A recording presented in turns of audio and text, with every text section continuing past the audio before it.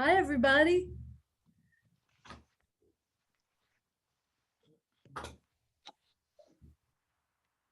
Good morning. Morning. Good morning. Kim, I can't wait to meet you in person. I feel the same way. It's nice to see everybody, but it's much nicer to meet in person. Yes. We did have one meeting with Kim on the first one, but Okay, we were that's not the one there, I missed. but we had masks on, so it was hard to understand and recognize each other.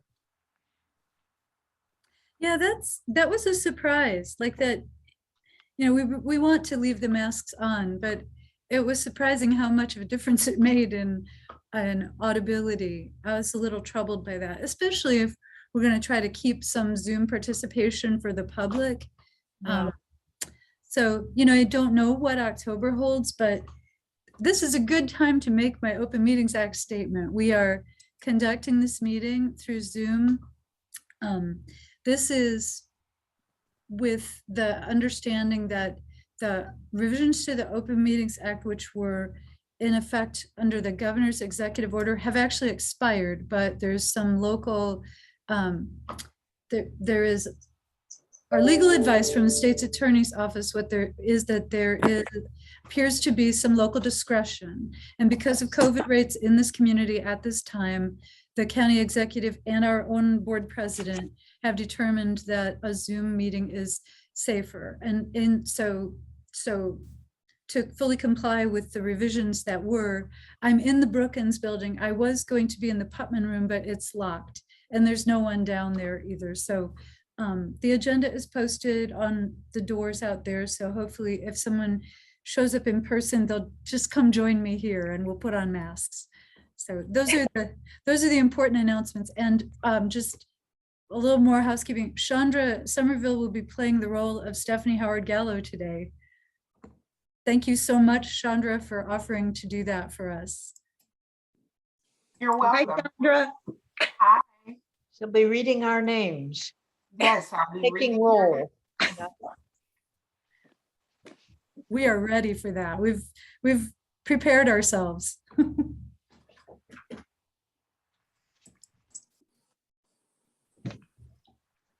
Good morning. Are we ready to start? Sure. Do we have a quorum, do we think? I think everybody's here. All right. Well, let me call the meeting to order then.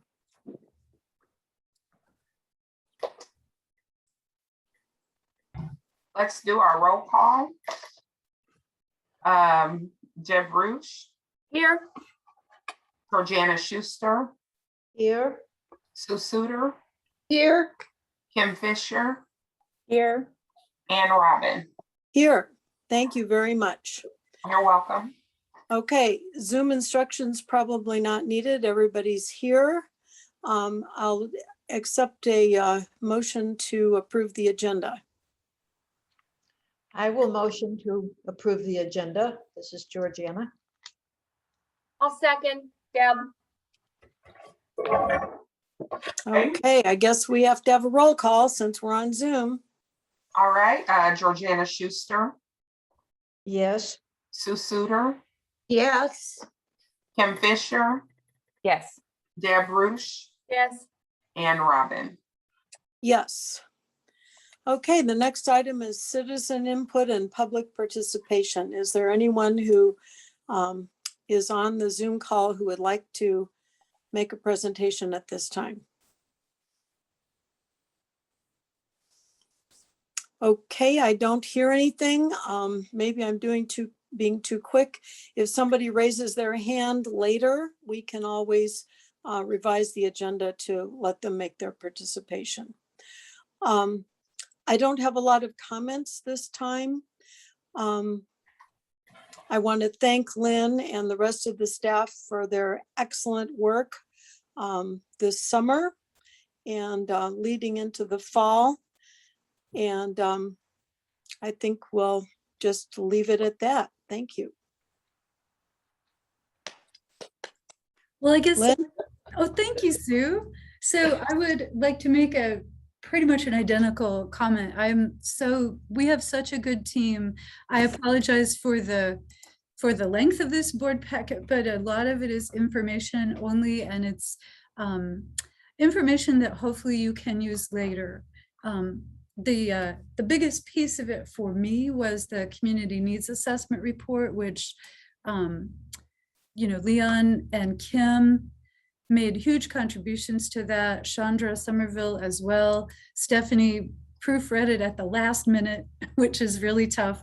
And then the things that I did after she proofread it are full of errors. So the version that sits as an addendum to this meeting on the, like right after this meeting packet online has a couple of really important corrections, including on the very cover and then within the acknowledgements. I'd made some big errors there, and there are other errors in the document. I am so sorry. This is a document that, even though there aren't conclusions which have statistical reliability, there is a lot of content there that will inform our work for the next few years. And then I'm already hearing from other organizations which have needs assessment obligations. They're asking questions and looking at it. So this was a huge team effort. And Chris helped us too. Like, we had everybody pitched into this, and to me, it's just really nice to know what we've got. We have a really great team. And I think I've said so much in the board packet already that this is a good time for me to stop. Thank you, Lynn. Lynn, Ann, I just want to say, Lynn and staff, you did a terrific job of making sense out of that assessment survey and the 3-year plan. It shows a lot of work. Well, Thank you for that. Okay, I'm going to move on to the approval of the special meeting minutes. I need a motion to approve the special meeting minutes from 9/1/21. I have a So motion. moved. Sue, I'll second Kim Fisher. Any discussion? Okay, we'll go on to the roll call. Thank you. A roll call for the approval of the special meeting minutes. Sue Suter, yes. Kim Fisher, Yes. Deb Ruch, Yes. Georgiana Schuster, Yes. and Robin. Yes. Okay, thank you for that. And now for the expenditure list, pages 7 through 8. Do I hear a motion to approve the expenditure list? I'll move to accept as presented, Deb. I'll second it, Sue. Okay. Any discussion about the expenditure list? Hearing none, let's go to a roll call. Kim Fisher, Yes. Deb Ruch, Yes.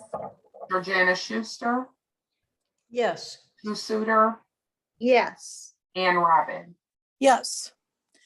All right, now we have our new business, and the first item is a presentation, and I believe our presenter is here. I think I saw his name flash forward.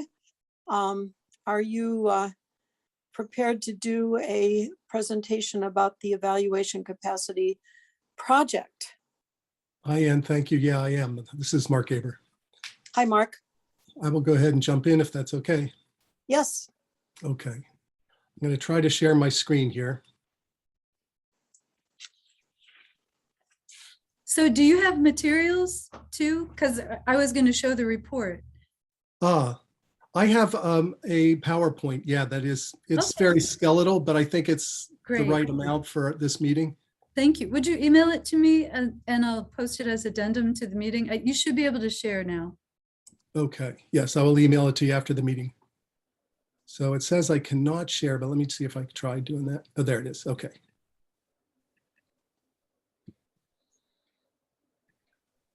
Can you all see that? Yes, thank you. Terrific. Yes. Well, I'm happy to be here again this year to talk about the continuing work we've been doing to build evaluation capacity in board-funded programs. This is work I've been doing with my colleague, Nicole Allen. She apologizes for not being able to be here today. She's assumed the acting head role in our department, and she is on a steep learning curve and absolutely swamped.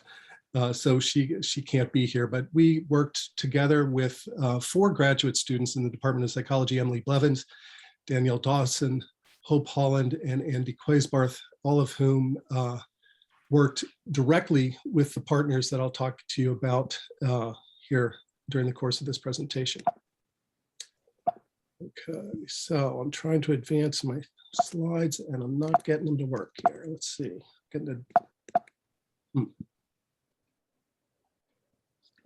There it goes. Okay. So in the fiscal year 21, we had a set of deliverables that were similar to previous years. We continued to create a learning organization among funded agencies. This has been a goal from the beginning, that we would create a culture that was supportive of evaluation amongst agencies that are funded by the boards. And for the 5 partners that we worked with over the course of the year will be presenting at the agency council meeting to their peers next Tuesday. They'll be talking about some of the highlights of their experience, both the good and the bad and the ugly. But the idea is to build a culture where programs feel free to talk to one another, to share information about how to do this work and share ideas about how to do it efficiently and well. So that continues. We've continued to support the development of theory of change logic models. Over the course of the year, we did 7 logic model workshops. 2 were primarily or almost exclusively for programs. We had 3 programs attend those. Cunningham, Races, and Macy all attended those. And then we had 5 others that we did that some of you participated in. And thanks again for that participation. Those 5 others were targeted to the board members, and we created a theory of change logic model for the mental health and DD boards with your input and support. We did, and I'll say a few more words about that later in the presentation. We also continued to build our buffet, what we call a buffet of tools. This is just an online repository of measures and surveys and tools that can be shared across programs for future evaluation work. That's stored online and accessible to all all funded programs.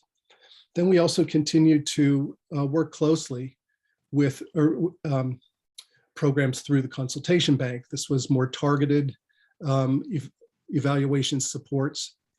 We did this in the past. We've done that just with agencies who have not had targeted partners.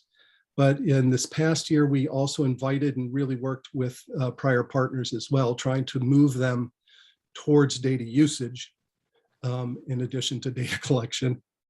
And then we did what's really the bulk of the work is our engagement with targeted partners, targeted programs that were building evaluation capacity.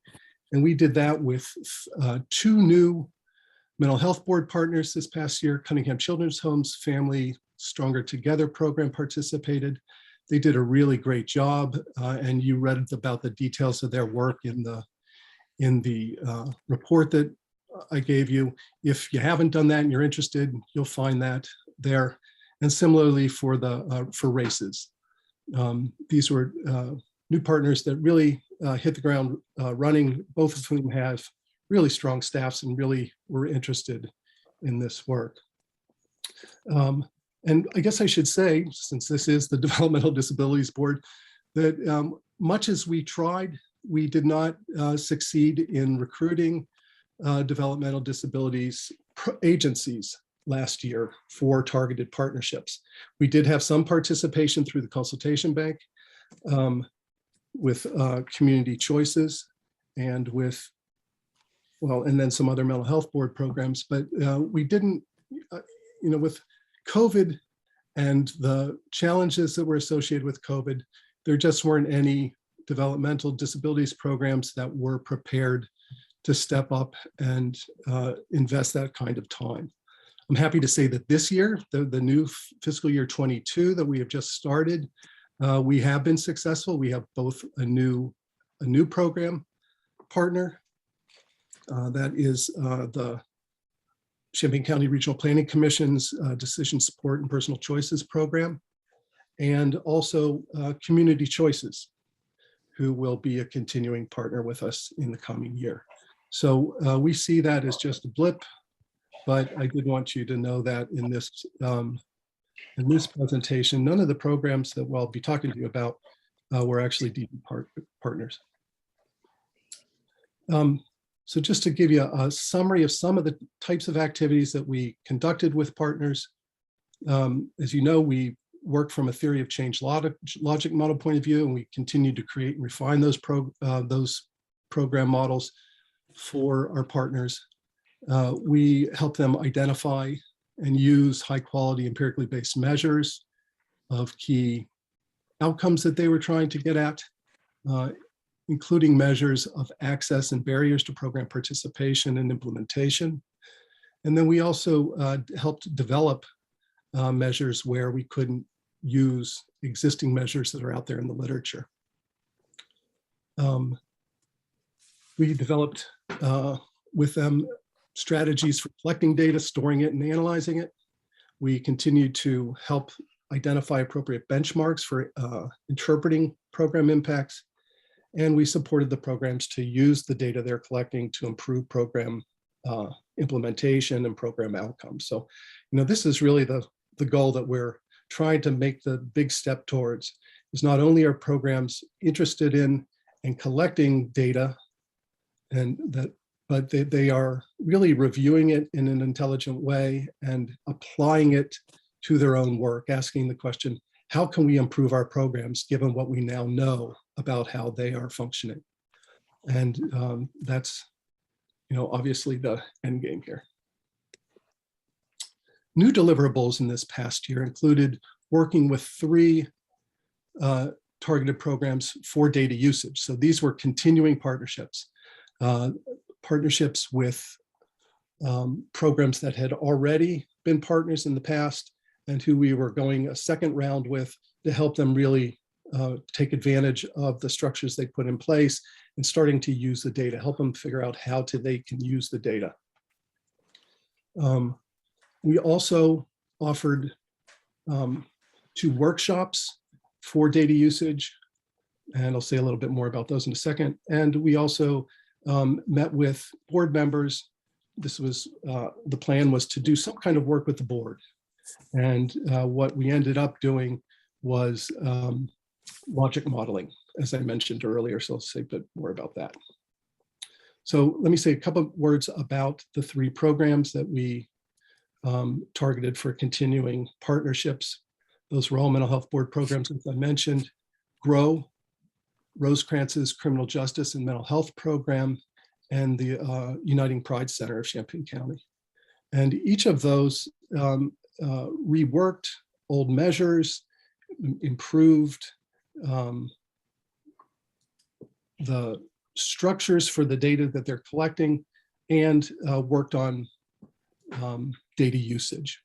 So those were, I think, very fruitful engagements. And as I said, they'll be making presentations to the agency council meeting next week. If you're interested in dropping in on that, you can hear what they have to say. The second thing we did was workshops that were funded toward or focused towards data usage. And here we actually offered 3, each of which got increasingly complex or a little more complex. We started, we just called them Data 101, 102, and 103. And the first one was just a basic introduction to data, trying to explain what data, what it actually constitutes data. How's that different than just words or numbers, and trying to help them understand what kinds of questions we can answer with data and what kind of data we can collect, use, and share. The second focused on introducing some basic statistical concepts for understanding program outcomes, things like means and range of variance on a variable, basic tests for group differences, those kinds of things, and best practices for data entry and management in Excel. We're really trying to work with the program so that they have access to software packages that are easy and relatively easy to access, relatively inexpensive, and in wide use. And Excel is really a pretty useful program from that perspective. That's part of Microsoft's Office suite, and it is, a pretty flexible tool for both presenting and analyzing data. And then the third workshop, we really took a deeper dive into Excel and how to use it to automate data analysis, reporting, and visualization. So we have presented information about how to use the formulas in Excel to take data from the various cells in the tables and to combine them and compare them and analyze them and then output them into pretty visual depictions, graphs and tables and that kind of thing. So these were well received. We had, between, I believe, 4 and 6 or 7 programs who participated in each of the workshops. And we got very positive feedback. This was our first time round on this, so it was a bit of an experiment.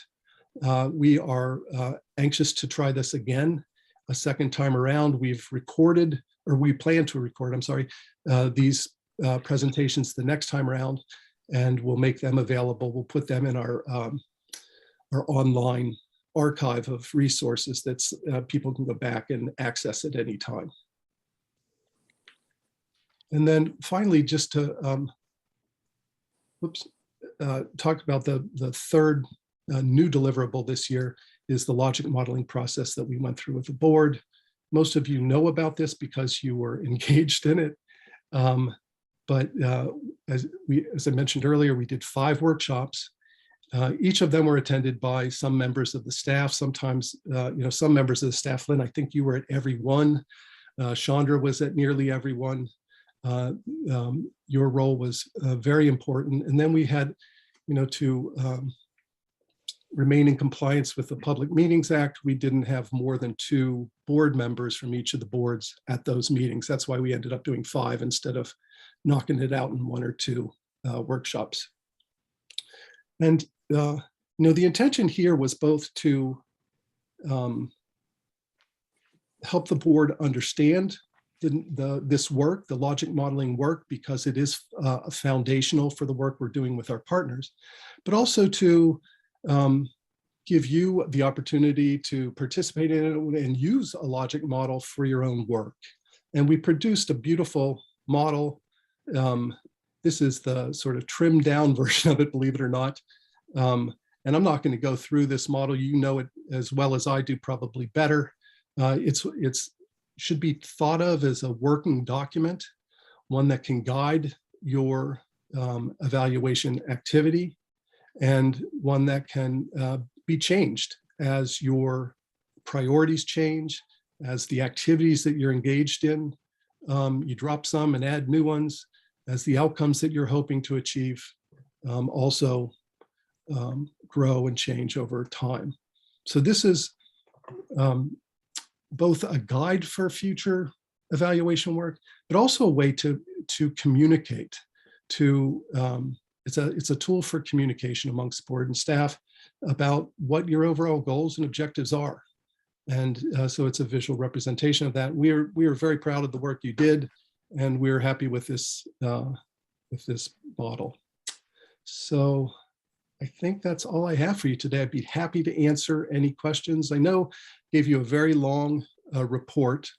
I was glad to see that Lynn gave you just the body of the report and saved the very lengthy appendices for archiving on the website, so you can see those if you want to see them. They provide a lot of detail about the actual products that the programs produced, the surveys they produce, the measures they use, and that kind of thing, including their logic models. So I'd be happy to ask or address any questions if you have them. I have a question. This is Georgiana. Hi, Georgiana. How do we get a screenshot of what we're looking at right now? Because what's in our packet is a little bit fuzzy and it's not as legible as what I'm looking at right now. And I'd like to get a screenshot of this. Sure. Yeah. I'm not technologically very far along. And so. Georgiana, are you asking about the logic model itself? Yes. You're Yes. right. So Mark, I reorganized it so that it would fit like portrait, rather than landscape.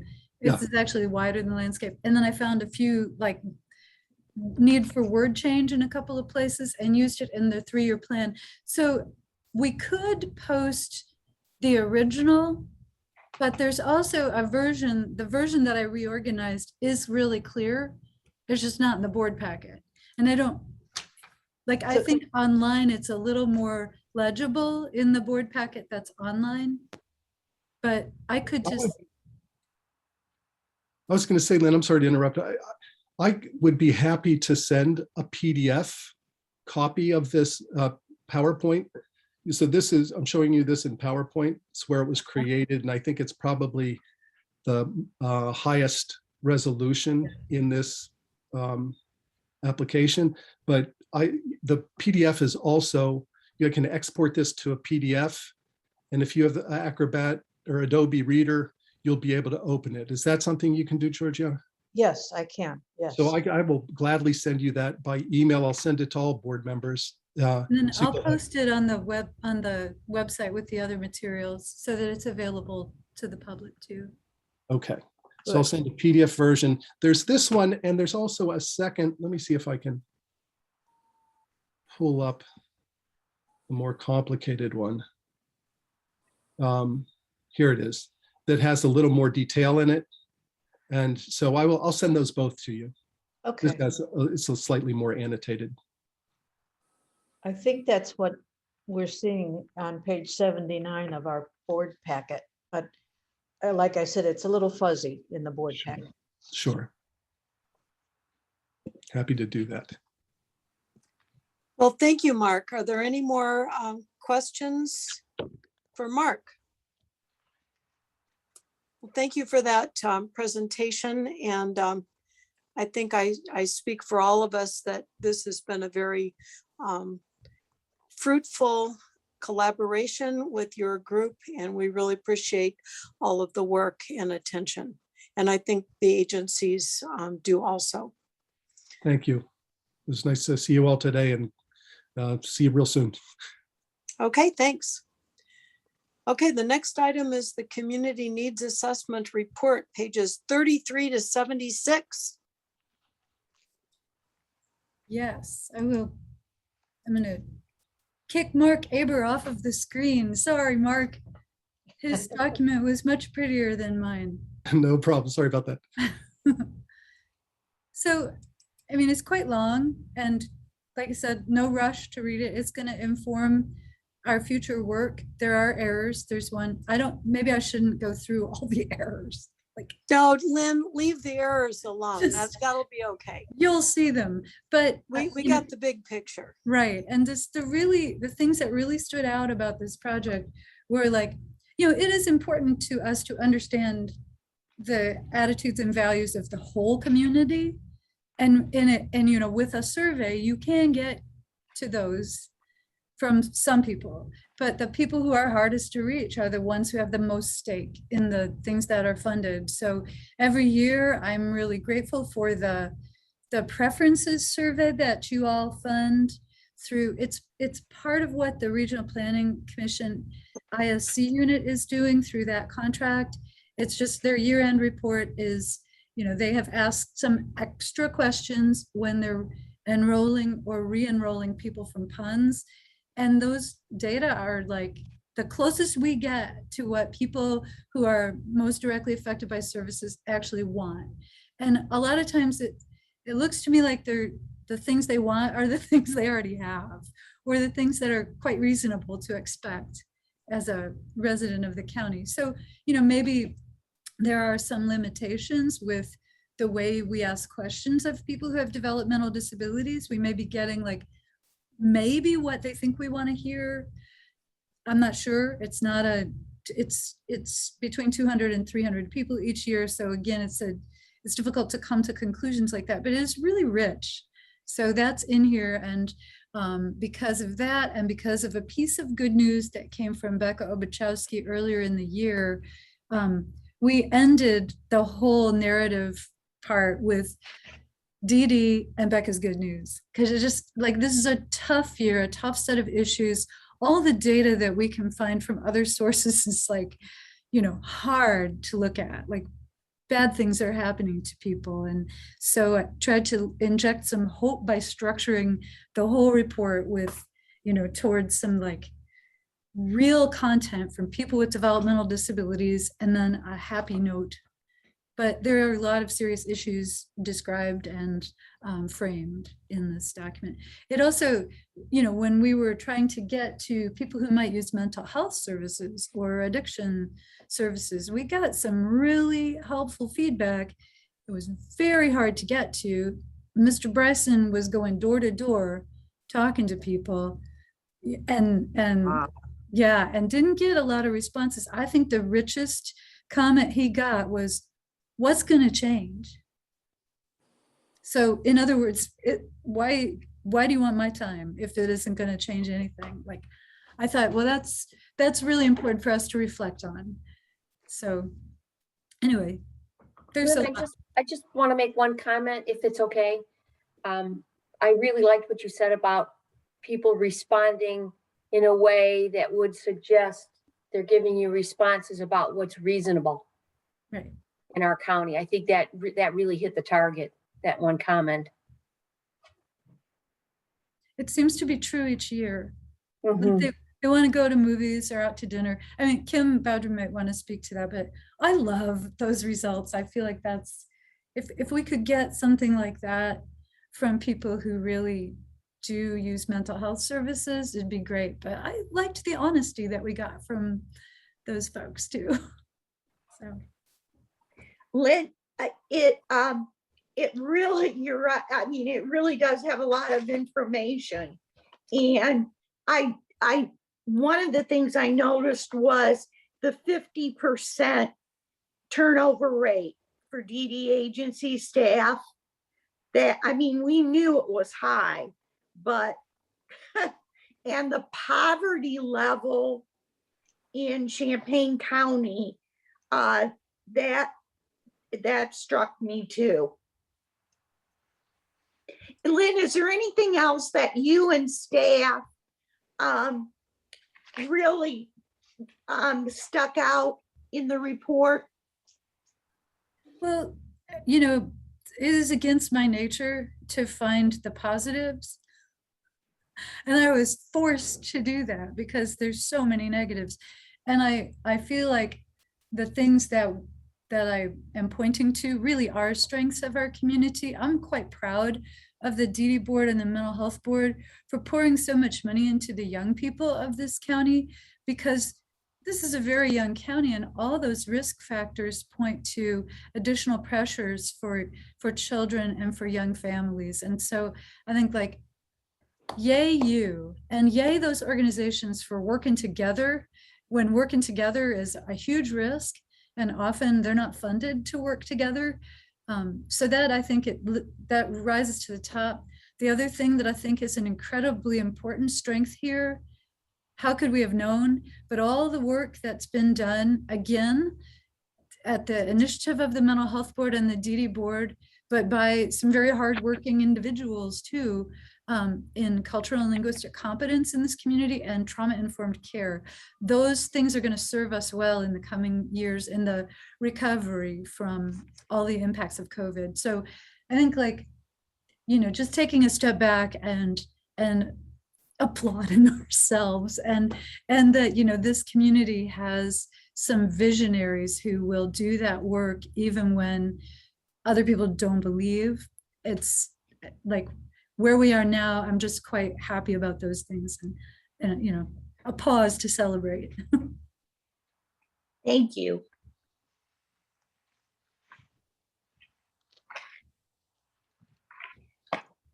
So this is Any Kim. other?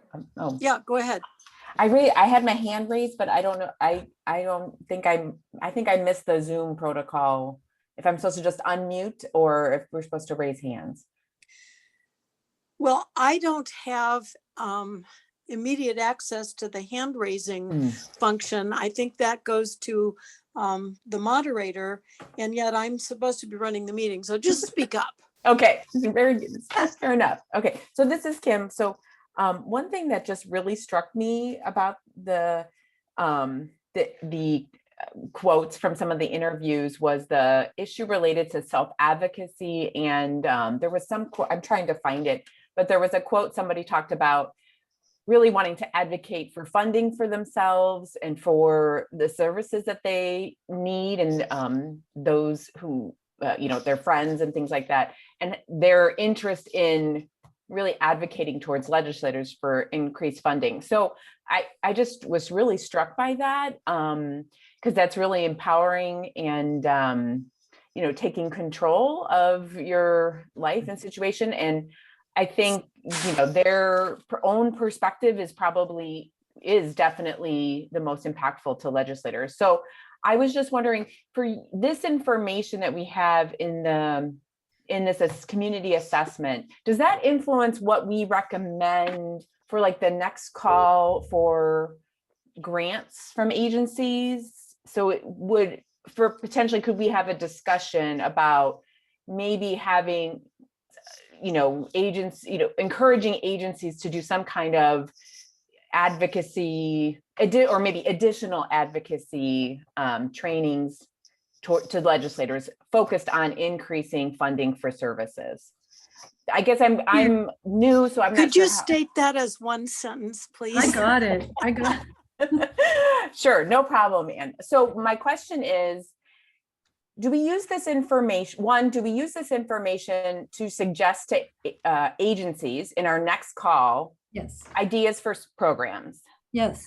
Okay, and then the next question is, can we have a discussion at some point about the need for programs or additional programs that fund advocacy, Right. focused on legislators increasing funding at the local, state, and clearly the national level, because it is at severe risk. The care can't wait, issue. We can only do certain things, but it would be, I should stop there because that's more than one sentence. So sorry, Ann.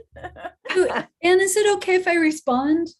Yeah, absolutely. So the quote that Kim is talking about is on page 69 and 70 of the board packet, or 36 and 37 of the report itself.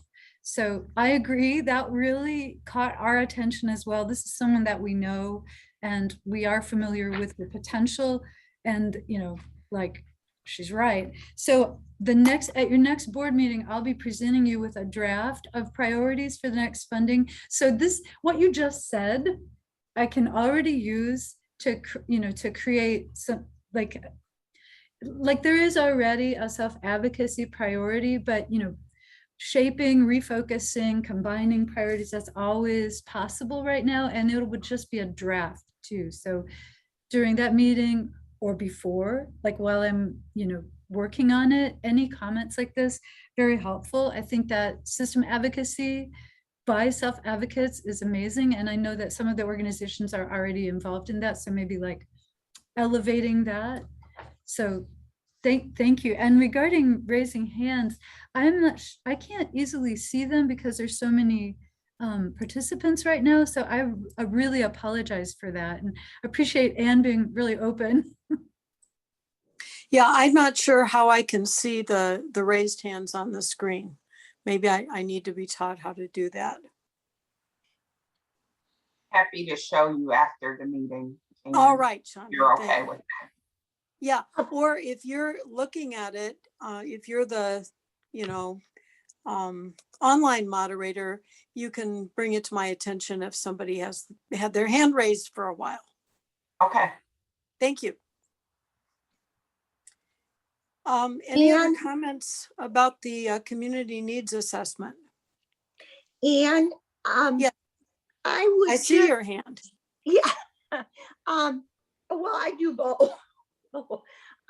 For what Lynn was talking about, self-advocacy, I know there are some active groups, and Lynn, I think, and Ann, one thing we could do is hear from some of the self-advocates in Champaign County, just sort of get an update on what they're doing and what their work is. Excellent. Yeah. For instance, Barb Pritchard is part of a really active self-advocacy group.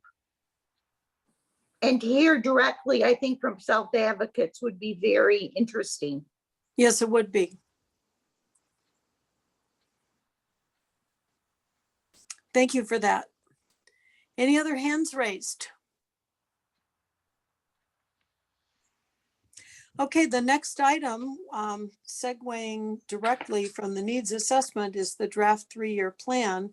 And Lynn, do you want to make any comments about this? This is a draft, and my understanding is you're going to be working on this while you're on vacation.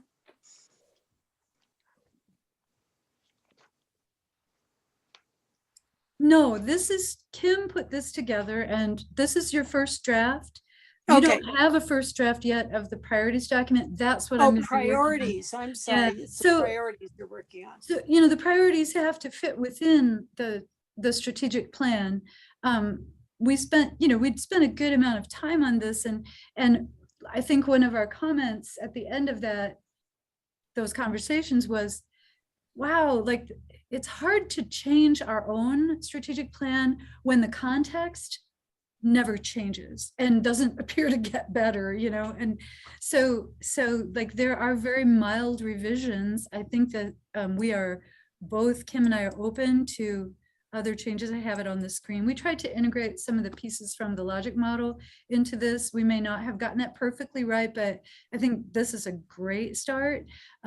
You can see highlights and on any changes, and if it's an addition of language, it's in italics, and if it's a subtraction, it'll be a strike through. So you can see this is really, we talked about it a lot, but just reconceiving the whole thing seemed like, well, we haven't landed on a very different set of circumstances since the last time we did it. So any input from y'all in the next 2 months on this one, and Kim will also be sending this out to providers and to some stakeholders. She's got a very large stakeholder list. I know Barb Pritchard is on it. And and educators, like people that we might not hear from other than when we're working on the planning documents. So that's the next thing that happens with this, is it goes out for input, and your input is welcome. And we have a couple months to work on this. The priorities document, I would invite your input, as soon as you like to give it, because I'm going to show you a first draft, and then we'll only have 1 month, well, maybe 2, to revise that. So anyway, but they're definitely related. Thank you. Personally, I have not spent enough time looking at this, and I plan to do that in the near future. Any other comments from people? I mean, it takes a long time to read all of it. I would just say that Kim did a great job in tying everything together. And I like what Lynn said. And I haven't really studied it much yet either, but it is easy to think that, boy, what's different and what could we make different and move on. And I think, Lynn, when you said the current situation stays the same in most cases, that helped me in terms of thinking of the whole plan. And any frustration I would have that there's not much that new that we can do.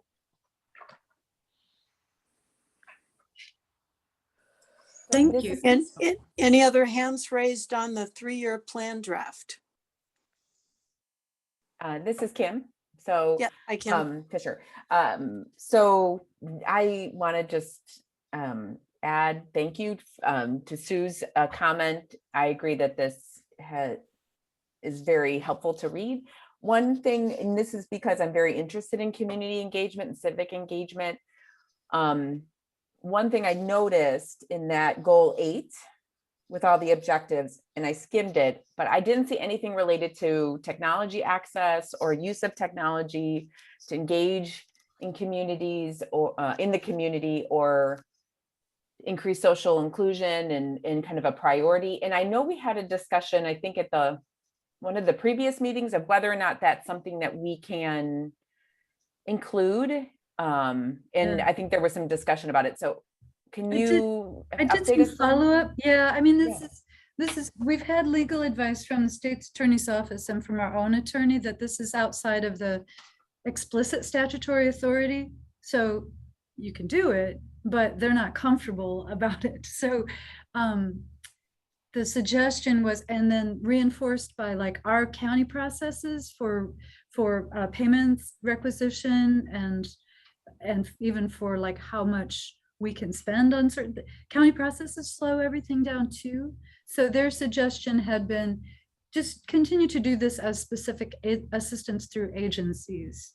And right now there's additional funding for some of that already, but we can elevate it. It's just going to be, it's difficult to create a priority for it with that warning that it's outside of the explicit statutory authority. So one thing I wrote to a legislator and said, please, if this statute gets opened up for revisions, please consider really amplifying and making explicit the role of technology, because that has, this is an old law written before but we don't need everything to be based on like the age of dinosaurs. So I want to continue, and I appreciate you bringing it up again. Continue talking about it at our meetings and taking those considerations to where we could like change our own circumstance for that. But if agencies can make in a proposal, how they would use specific assistance to provide devices and other assistive technology, I think that is within our authority. So if you want to see that elevated in the 3-year plan, I think we can do that.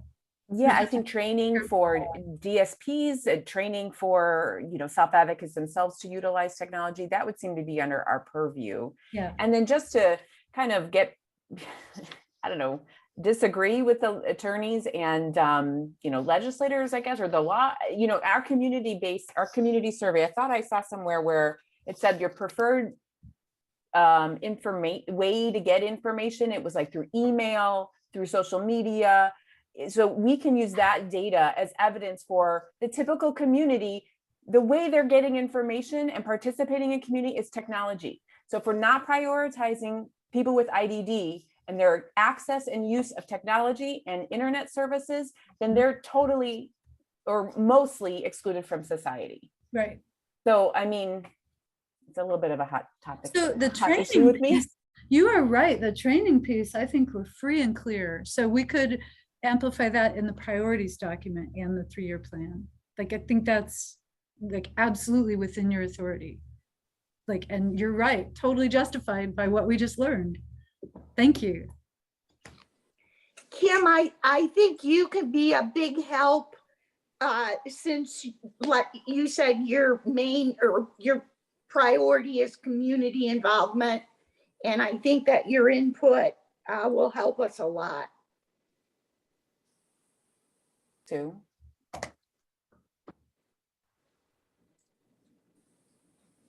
Okay, Yeah, thanks. Just wanted to second that, Kim. Thank you very much. That's really important information, really.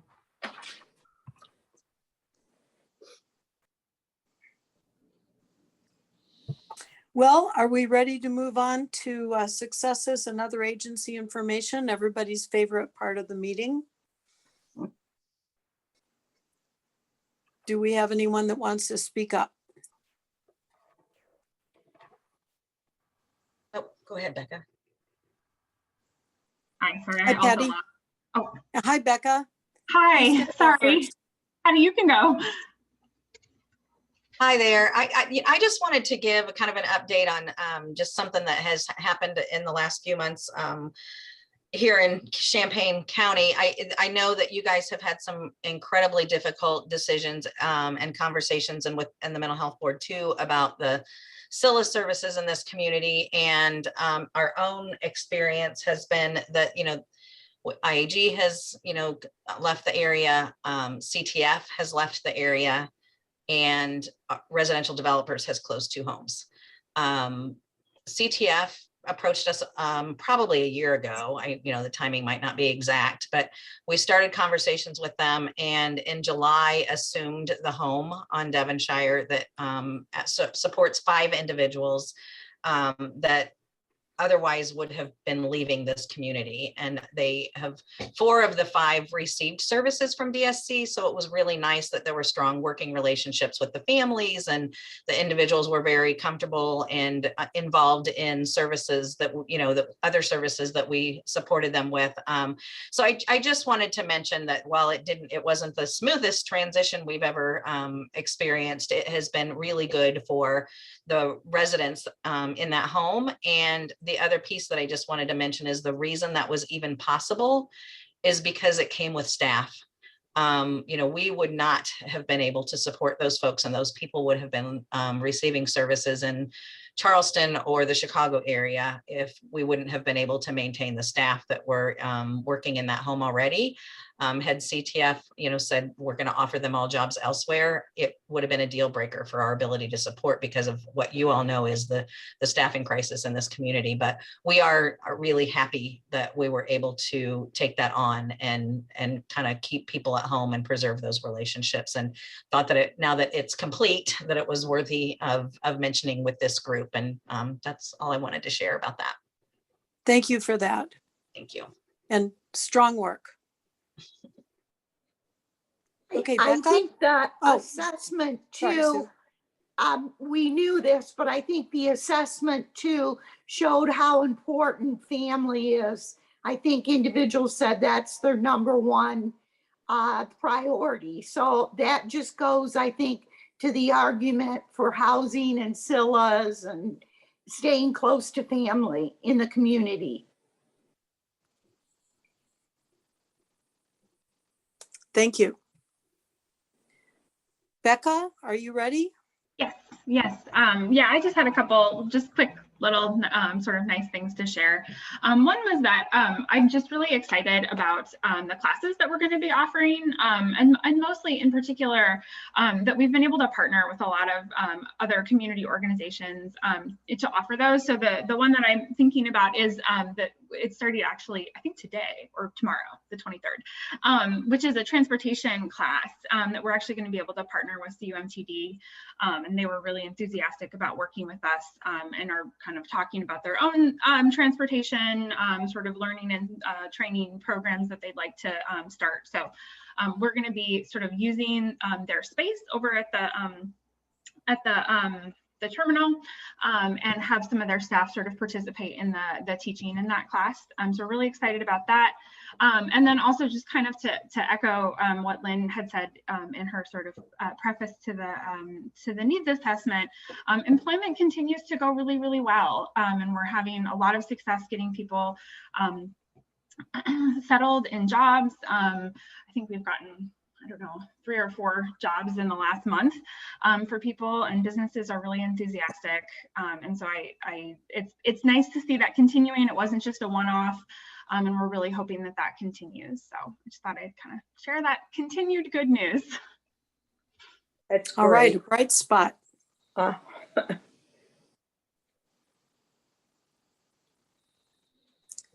Any other comments? Well, thank you very much for that. And I'm going to move on to old business. We do have a couple more decision items. The first is the revised 2022 budgets for CCDDB and SILA Facilities Fund. pages 87 through 95. And I think I need a motion.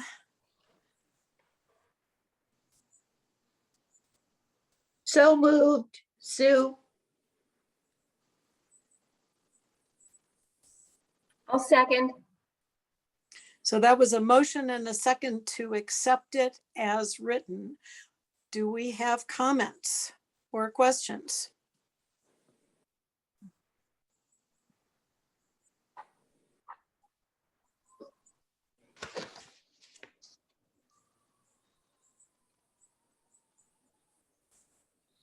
I have one comment. Not being an accountant and not being a financial person, I found this actually rather easy to read, so thank you. Georgiana, do you have any comments or questions? I do not, no. All right. Are we ready for a roll call? Yes, Deb Rush. Well, wait, I have a Yes. question. I have a Okay, question. one question. All right, what are Go you voting? Because there are two different budgets to approve. And did you make a motion to approve both as one motion? Because that's totally fine. I just missed it. Okay, I'm sorry, I'm going off of the simplified Yes, I'm so sorry. agenda that you sent me, and they Right. are both together. So if I You can should totally we do that. separate them out? You don't have to. I missed it, No, but they've been put together in both of the agendas. okay. Okay, there are two motions. So shall we vote on them separately to make it easier? Let's do that. I will accept a motion to approve the attached 2022 CCDDB budget with anticipated revenues and expenditures of $4,537,134. That is the motion. I will So accept. moved. Okay, Sue. and And second, I'll second again, Deb. okay. All right, any discussion on that? Hearing none, let's go ahead and do roll call on that motion. Deb Rush, Yes. Georgiana Schuster, Yes. Sue Suter, Yes. Kim Fisher, Yes. and Robin. Yes. Okay, the second motion, I'm just going to read it, is the motion to approve the attached 2022 Scylla Facilities Fund budget with anticipated revenues and expenditures of $50,200. Payment to this fund is consistent with the terms of the intergovernmental agreement between CCDDB and CCMHB, and full approval is contingent on CCMHB action, which really isn't anything right now. I need a motion on that. So moved. Deb. Second, Kim. Okay, any discussion on this one? Any questions? And who did the motion, moved it? Was it Deb? It was me, Deb. Okay, thank you. And I do have a question about the Scylla Fund budget. On line item 371.54, it says from the CCDDB 108,50,000. Aren't we through with those kind of transfers because the mortgage has been paid? No, the mental health board has paid in about 100,000 more than the DD board has. So right now, pending any further discussion between the boards, this is the plan.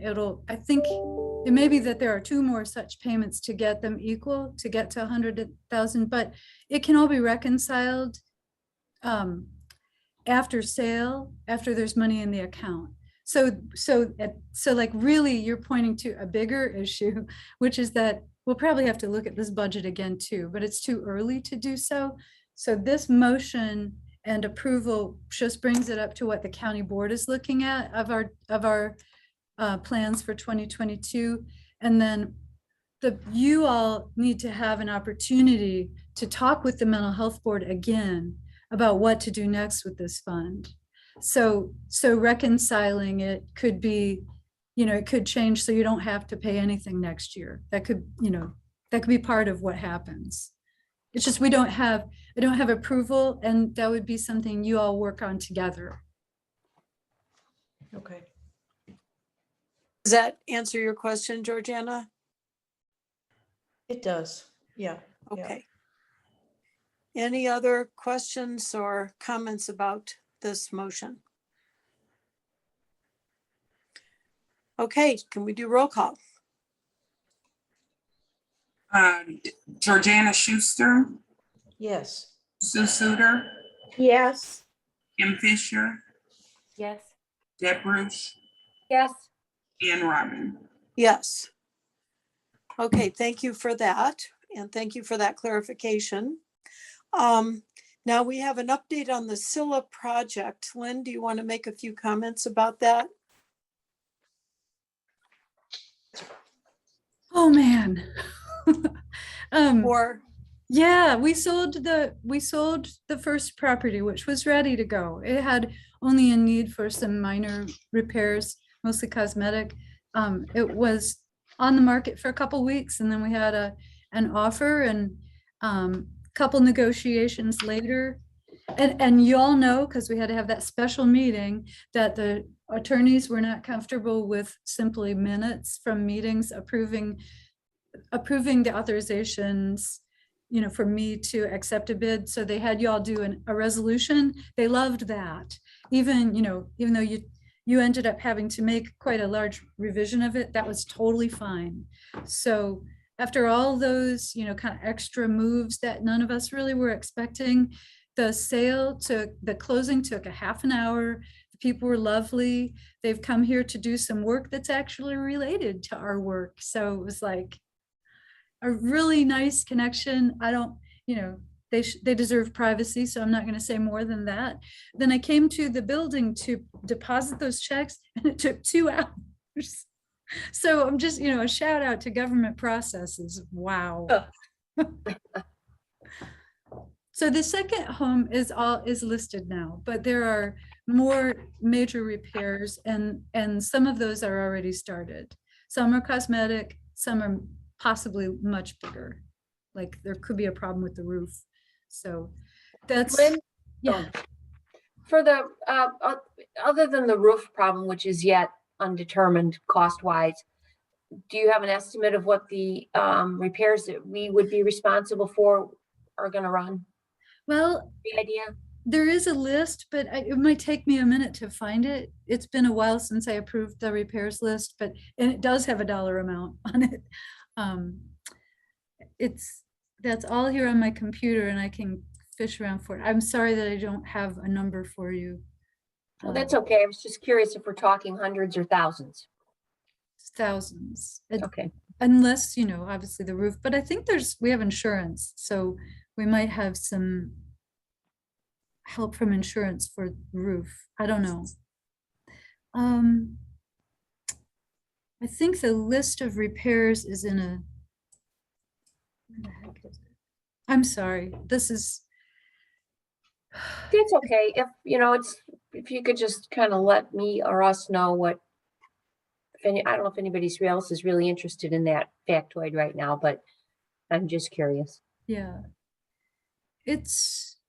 Oh gosh, I would actually have to put that together because it turns out it is in a couple different documents. okay, well, thank you, Lynn. That's Yeah. fine. Okay. Okay, then we're going to go on to the update on deferred funding requests, pages 97 to 98. And that was basically the Piatt County.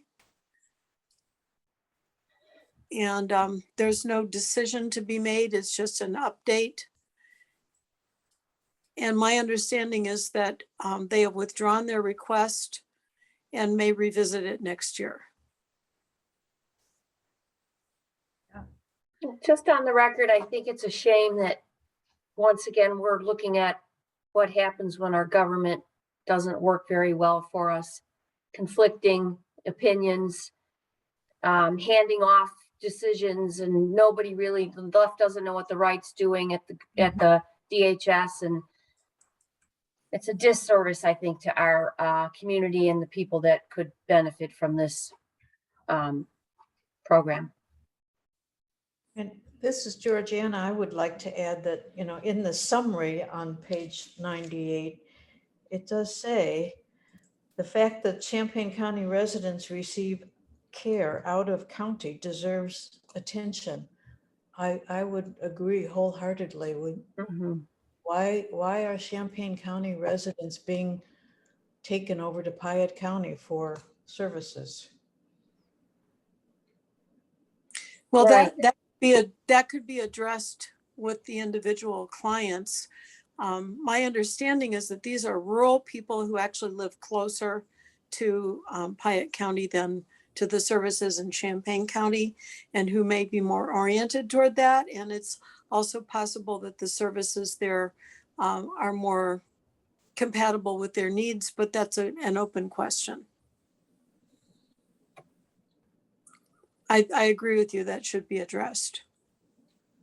Is that something that we can ask staff to, Well, can we ask Kim Bowdry to follow up on that, or? Kim might already know something about that. Even might. though it's not a gigantic cohort of individuals, I think they, there are different reasons for some of them. And I've heard from a couple of parents that they love it. So, like, if this is like a valid client choice and we want people to have a choice that they love, what is our obligation when it looks like we can't spend extra money because Medicaid is supposed to be covering it all? So, so it's thorny. It'll be thorny if Piatt comes back and wants to do it again. They don't have the organizational structure that we require. So you would, if you wanted to do this, we'd have to create an exception to your rules for that. But yeah, if Kim, if you're available and could comment on that, she knows a lot more than I do about the specific client needs and the cohort. Yes, sorry. I think that some of the main issue is capacity within Champaign County to be able to serve the number of individuals that are going to Piatt. I do know that some of the people going over there live in Rantoul. So it is a farther drive for them. But again, transportation, even for those people living in northern Champaign County, plays a huge role in them receiving services in Champaign County. It continues to go back to transportation. Okay, so then Yes, Deb. just kind of to be clear, Kim, it really isn't so much a matter of choice for some of these individuals that there really isn't capacity in Champaign County for them. It's both, but really yeah, just- it is a capacity issue. It's an ongoing capacity issue for I believe that the group from Rantoul is a group that has waiver funding. Their transportation rate is included in their waiver. The state basically refuses to unbundle that. They told us they're doing a transportation study. We already know the issue. In Chicago, the issues are very different than what they are here. The transportation here is that it's very far from one place to another because we're more rural, even in Champaign County. But yeah, so I would say it's probably the main issue is capacity. Some is that people do want services from Piatt County, but right now, I think what we're facing is capacity. Thank you.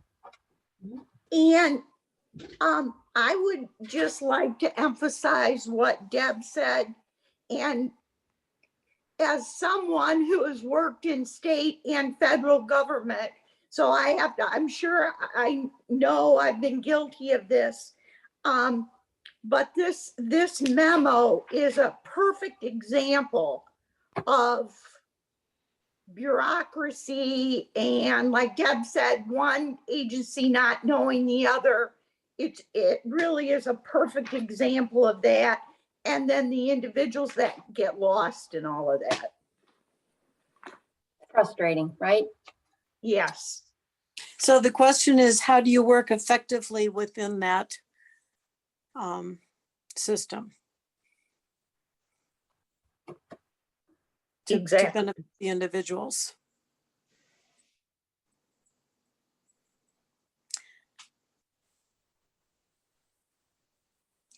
Any more comments about this issue? Okay, the next item is an update on the mini grant project, page 99. Any questions about this? Well, I guess it's a decision memorandum.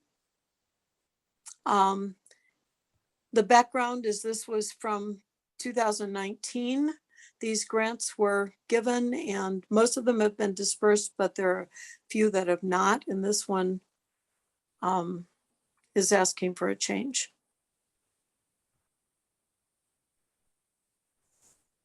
I move that we approve the use of a portion of allotted remaining mini grant funds to fund sessions at Evergreen Coaching and Counseling for applicant number 44. And I second that motion. This is Georgiana. Okay, well, I do have a question.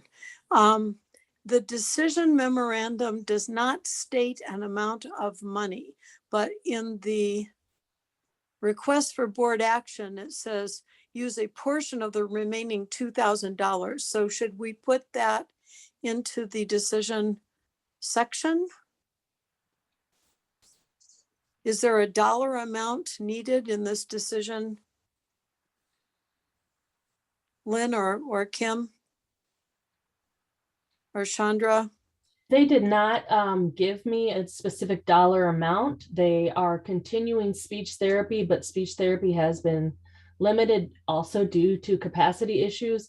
So before the mini grant agreement expires at the end of the year, they were just hoping to get as much therapy. So if you guys want to assign a specific dollar amount, I'll leave that up to you, but I do not have a specific amount within the 2,000 remaining.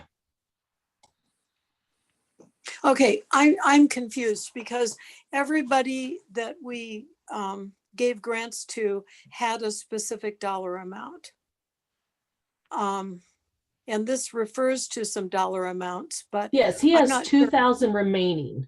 Okay, so could we include up to $2,000 Absolutely. into the decision? That would make it clear that it's not open-ended, it's up to $2,000. I'm happy to amend my motion to add that up to $2,000.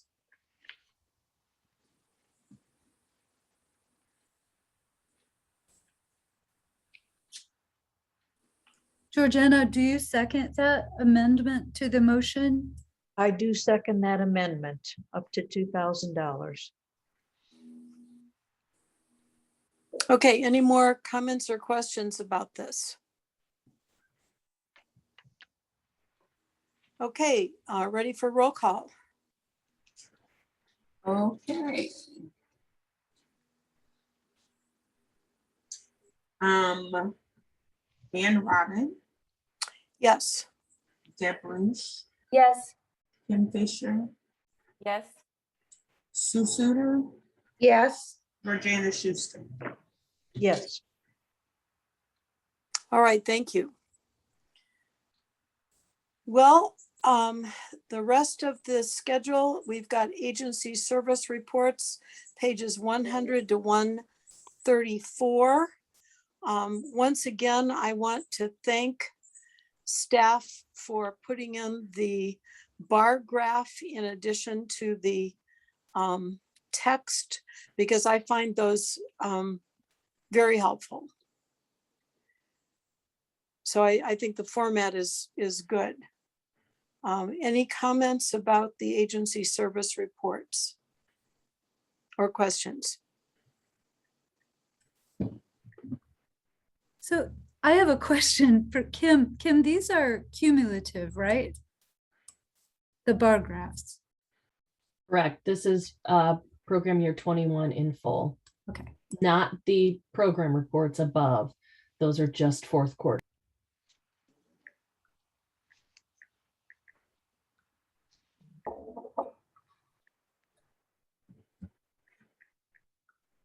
Well, I have one more comment, which is kudos to all of these agencies for continuing to provide substantial services to their clients despite the restrictions of the pandemic. The numbers actually look pretty good. I mean, I know that there are gaps, but things are continuing.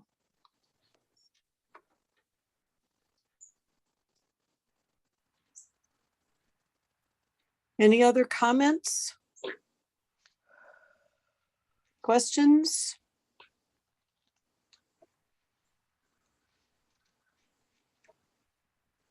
So I have a question. What does it mean by on behalf of another person on site and off site? What is that referring to? I think I just don't understand it because I'm new. So that's on behalf of a specific client. So that would be like making a phone call for, say, their cable bill, and then with person served would be like taking them out to the grocery store and helping them do whatever it is, whatever errand they needed to do. On behalf is a little bit more hands off. Thank you. That makes a lot more sense. Thank you. Good question.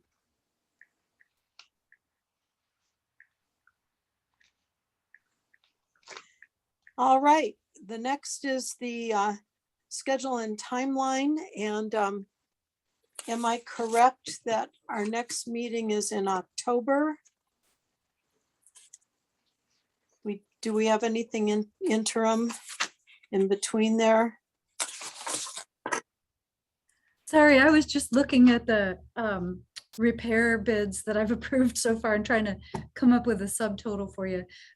You're right, October 20th is the next scheduled meeting. I want to thank you all for being so responsive when we needed that emergency special meeting to approve the resolution. That was extremely helpful. And then the follow-up action by Georgiana and Anne also kept us on track. Unfortunately, something like that could happen again, but I'm thinking that given the time and the content that we already know we want to bring to you on October 20th, that probably is going to be your next meeting. And if we have to have a special meeting, it might be after that. The Mental Health Board has a study session on October 27th. If you need to have a conversation with them, we might ask for a joint special meeting in the evening. That could happen, just not because of budgets, but because of the house, any activity with the house or following the sale of a house to develop a plan for what the boards would like to do with the fund next. So right now, I think this is a real schedule that, we've got stuff for you for the next 3 months. And I love, there was a suggestion to get a presentation by self-advocates. We actually do have a presentation by a self-advocate next month, but it's on a very specific project that she did. So, not quite what you were asking for, but maybe we're on the way to that. So thank you for those comments. Okay. I have a quick question about just protocol. Lynn is going to take some time off in the next couple of weeks, and if we get an offer on the second Sela house, an offer to sell, can someone act in your stead? No, it'll be fine. I'll be okay to work on it. I'm gonna have Wi-Fi access even when I'm just sitting around with chickens, which is part of the trust, to sit with chickens and stray cats. But there's Wi-Fi everywhere I'm going, and we did the first sale while the attorney was on vacation with his grandchildren in the mountains. So, if he could do that, I can do this. And then it may make a closing impossible until October 8th, but that is kind of normal. So yeah, thank you for asking though. And even though I'm on vacation, it is my plan to work on the priorities document and anything that comes up regarding the SILA. So please don't hesitate to reach out to me with comments and your thoughts on any of this. It's really important time for reflection. Well, thank you for those dates that you sent us about when you would be online and when you wouldn't be online. That's helpful. Did you like my color coding of like red for the not good days, green for the, I'm learning. That was good. Yeah. Lynn, that's not called a vacation No, it's when not. you're working. Well, a whole bunch of those days are truly vacation. So Good. it'll be fine. I've been planning this for a long time. I thought, what better place to think about our future than, the countryside. I'm glad you're getting a chance to do this, Lynn. All right. Any CCMHB input? They have a meeting this evening with roughly the same agenda. If you're always welcome to join their meetings.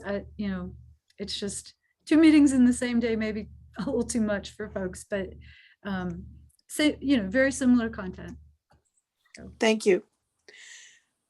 Staff reports. Once again, thank you to staff for your excellent reports. And I'm very impressed with all the activity that people are doing.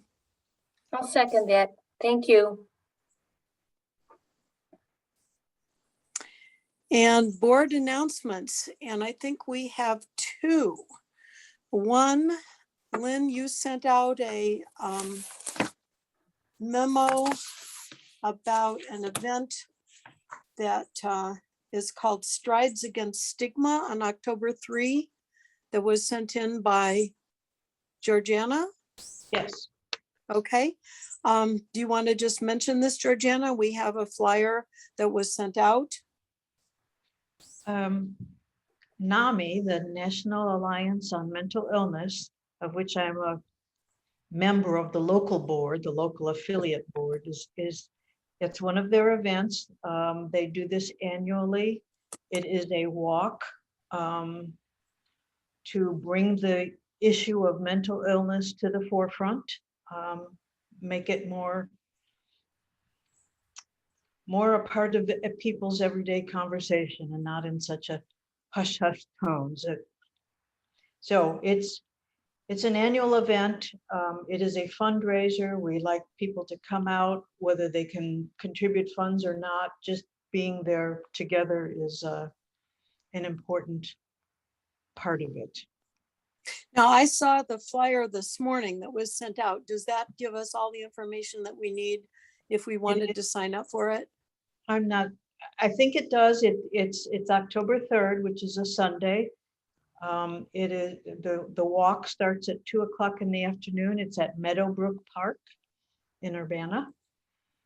And there's some events, some registration stuff and just information giving out beforehand. But we hope to have a good turnout and some media coverage also. Sounds good. Thank you for sharing that. Mhm. And some of us may actually be out there. Good. Good. And the second, Lynn, did you send a link to the CU Pride I did. Week I may have, activities? yes, I did. I might not have CC'd you. I didn't see it. Okay. But I Is did. there, they have a whole thing that you can open up and tells you what's happening day by day. This is Champaign-Urbana Pride Week for the LGBTQ plus community. And there are events every day. Some of them are online, some of them are in person. Some of them are educational, some of them are entertaining. And Lynn, would you mind sending out that link to their, whatever you call their calendar of events? Well, I think I did. I just You did? I didn't CC you in it. Oh, you didn't? You already Okay, that's had why it. I didn't get it. Okay, all right. I was looking for it and I didn't see it. Okay, all I'm right. trying to learn not to email people everything I think of. Well, that's all right.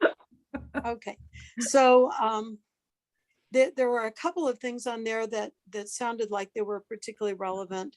to our discussions.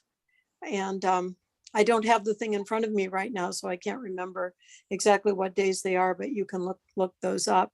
And there's a parade on Saturday afternoon, which Julie Pride, who's the executive director of Champaign-Urbana Public Health, is going to be the marshal, which I think means she gets to ride in a car instead of walking around the block with everybody else. But I have participated in that parade every year for the last, I don't know, 8 or 9 years. And it's one of the most family-friendly, upbeat, fun activities that you could possibly do, either to participate as a marcher or to just be on the sidelines. Where is the parade? It's going to be in downtown Urbana this year. Usually it's in downtown Champaign, but this year it's in downtown Urbana. And what time? Well, I don't remember because I don't have the thing in front of me. It's You know Saturday what? afternoon. I'm trying to get it so I can put it on the screen for y'all. It just gonna Okay, take me a I've got it second. written down here. Let's see. Here, I have it now, and I think it's real appropriate since we're talking about it that we show it to everybody. It is at 3 o'clock Saturday afternoon in downtown Urbana.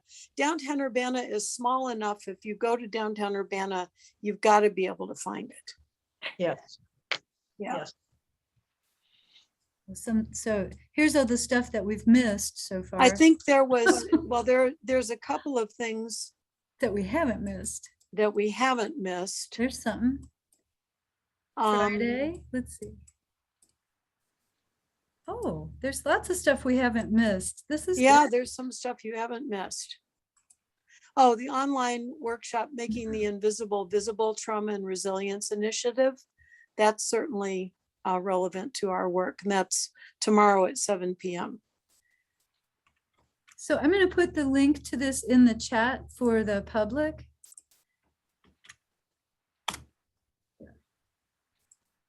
But yeah, it's easy to read.